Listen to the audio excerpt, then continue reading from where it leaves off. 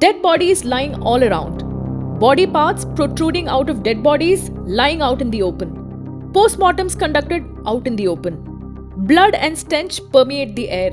This is the grim reality of the postmortem house in Sector 94, Noida. But this isn't an isolated case. During the scorching summer months, many postmortem facilities across the country are facing similar dire conditions. This is a shocking tale of neglect and apathy from a system that fails to provide dignity not only to the living but also denies it to the dead. Abhijit Basu's father passed away. For hours, he has been waiting to receive his father's mortal remains. Like many other grieving family members, he too is deeply disturbed by the overwhelming stench and the deplorable conditions of this place. Postmortem हुआ, police ने जितना बोला दुसान stroke से हुआ। तो आप अंदर गए थे फैसिलिटी? गया। कैसा है फैसिलिटी अंदर? बहुत आज से ज़्यादा खराब। तो वहाँ पे वेंटिलेशन एसी वगैरह चल रहा है कुछ नहीं, और सब कुछ ओपन में हो रहा है? ओपन में हो रहा है, गंदा है, फ्लोर गंदा है। क्योंकि मुझे अगर सुबह 1 बजे रात को पता है, सुबह को आ गया, अभी कुछ नहीं। अच्छा, तो अभी आपको क्या बताया है? अभी बोला वेट करो, बहुत हालत खराब है। मैं आज से कम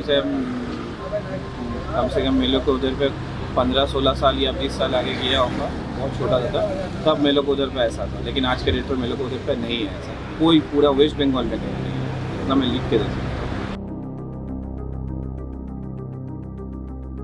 The condition of this place is beyond belief. The deep freezers in this postmortem house are not functioning. Officials here have said that they plan to store some of the bodies in an air-conditioned room. But in this scorching summer, how absurd is it to think that placing bodies in an AC room will prevent them from decomposing or rotting? Many family members have been endlessly waiting for their turn to come up so that they can complete the final formalities before their loved ones can be laid to rest.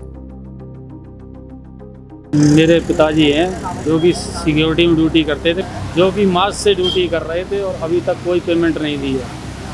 कल रात में 8 बजे Shah company sector 142 में उनका basement में गिरने से बहुत ज़्यादा जख्मी हो गए थे। उनको लेके आए सेक्टर 82 और 82 से फिर यहाँ के लिए रेफ़र कर दिया सेक्टर 39 के लिए, जो एक्सपायर हो गए हैं। मेरा भांजा है, तो पिछले 18 तारीख को एक्सपायर हो गया यहाँ पर। तो जो हमें आज पता चला, वो भी उनके दोस्त ने बताया कि भाई ऐसे ऐसे वो थाने गए थे, तो किसी और को ढूंढने गए थे, तो वहाँ पर देखा कि भांजे की फ़ोटो लगी हुई है। तो उन्होंने बोला कि भाई ये तो संतोष है। तो उसके बाद उन्होंने मुझे फ़ोन करा कि भाई ऐसे ऐसे यहाँ पर संतोष ऐसे हो रखा है। उसके बाद मैं यहाँ आया हूँ अभी, तो मैंने इनसे बात करी है। वो ये कह रहे हैं कि भाई अभी तक तो हमने लावारिस रखा था इसको, और वो पेपर वर्क कर रहे हैं। उसके बाद वो कह रहे हैं कि भाई पोस्टमार्टम होगा, उसके बाद आपको बॉडी दी जाएगी। आपने कब बात करी इनसे? अभी आधा 1 घंटे पहले बात करी है। आपने बॉडी आइडेंटिफाई करा? अभी नहीं करा, वो मैंने उनको बोला, वो कह रहे हैं कि अभी नहीं, अभी फाइल हमने पेपर रखे हुए हैं, जब आपका नंबर आएगा आपको बुलाएंगे। बहुत बुरा हाल हो रखा है, इतनी बदबू आ रही है कि राहत खड़ा नहीं हुआ जा रहा वहाँ पर। इतनी बॉडियाँ हैं कि समझ नहीं आ रहा। आपको बताया कि जैसे आपके भांजे की बॉडी? नहीं, मैंने पूछा उनसे, पुलिस वालों से पूछा कि कैसे हुआ, क्या हुआ। वो कह रहे हमें इस बारे में कुछ पता नहीं है, जब आप पोस्टमार्टम रिपोर्ट आएगी उसमें पता चलेगा। तो आपको उन्होंने बताया कि आपके भांजे की बॉडी अभी फ्रीजर में है या बाहर ऐसे पड़ी है? नहीं, उन्होंने बोला कि हाँ यहीं रखी हुई है बस, बाकी उसने ये कुछ भी नहीं बताया। कुछ नहीं बताया। A walk through this postmortem house is a stark reminder of the appalling state of a public infrastructure. Bodies lie scattered, blood oozing from them and pooling on the floor. Even more disturbing, blood can be seen flowing from open pipes within the facility. It's a scene that brings shame and exposes the harrowing condition of a public infrastructure. Just a few days ago, a journalist from Noida working with Dainik Jagran posted on his social media account exposing the horrifying reality of this postmortem house. ये postmortem house है। पहले तो आपको शुरुआत करेंगे कि इस तरीके से यहाँ पर एक स्टोर रूम है, जिसके अंतर्गत कूड़ा फेंका जाता था, और कूड़ा फेंका जाता था। वो उस कूड़े वाले हालत तो देखिए आप क्या है कि बॉडियाँ जो हैं इसमें रखी, ये पूरी बॉडियाँ हैं। देखिए खून भी उनसे, मक्खी है बिनक रही है, सारी चीज़ है, खून है उस पर, सारी चीज़ को है। देखिए ये बॉडियाँ ज़मीन पे आज सुबह पिछले जो जानकारी मिली अभी तक का, करीब करीब 35 से 30 बॉडियाँ, मतलब 30 बॉडियाँ आज अभी तक आ चुकी हैं। दोपहर का वक्त हो चला है, करीब 1:30 बज रहा है। दोपहर के वक्त में ये बॉडियाँ आई हैं और ये बॉडियों को देखिए कि इस तरीके से बॉडी जो जिस पैकिंग में लाया गया था वो भी फट गई हैं और उस कारण जो है बॉडी जो है बाहर निकली आ रही है पूरी। The visuals captured by this journalist are shocking to the core. You can see a dog sitting next to dead bodies, a stark depiction of the dire neglect. To the journalist, the workers at the postmortem house revealed a startling truth. The government doesn't even provide basic supplies like needles, threads, or cotton to conduct postmortems. Shockingly, they disclose that grieving families are often asked to purchase these materials themselves. They also state that the situation was not this bad even during the pandemic.